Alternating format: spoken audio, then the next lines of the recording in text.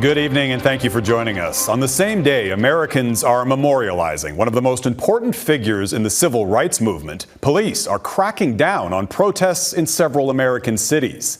In a moment, we will take you to the scene of Congressman John Lewis's final crossing over the infamous bridge in Alabama, the site of what became known as Bloody Sunday.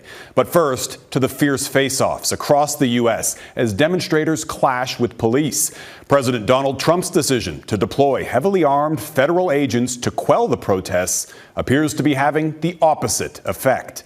Jennifer Johnson has our top story from Washington. Unrest in Portland, Oregon and Seattle, Washington overnight as protesters set fires and destroyed property. The Black Lives Matter march in Seattle started peacefully but turned violent as demonstrators targeted the King County Youth Detention Center. Some used sledgehammers to shatter workers' cars. They slashed all four of my tires. They broke my back window out. You know, I just got off work. I want to go home. Police and federal agents used pepper spray and tear gas against the demonstrators. Shots rang out. People can be heard screaming in the streets. In Portland, there have been daily protests against police brutality for 2 months after the death of George Floyd in Minneapolis. Things had started to quiet down until U.S. President Donald Trump deployed federal agents to the city July 4th. It's horrible. Being tear gassed is horrible. It's painful. They mean it to be painful. President Trump claimed he sent the federal agents to these Democrat-dominated cities to maintain calm and protect the federal courthouse building in Portland.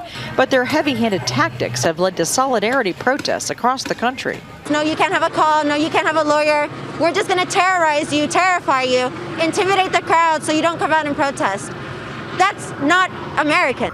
White House officials say federal agents aren't leaving Portland until these demonstrations calm down. We have federal agents there that are protecting a courthouse that actually has not only been vandalized, but they're trying to burn it down. In many places, tensions are reaching the boiling point. Protesters wanting an end to racial injustice, opponents growing weary of the chaos. In Austin, one protester was shot to death. In Colorado, this car barreled through a group of demonstrators.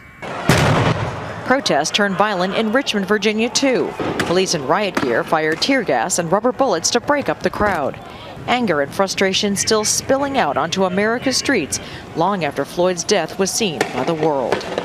Jennifer Johnson, Global News, Washington.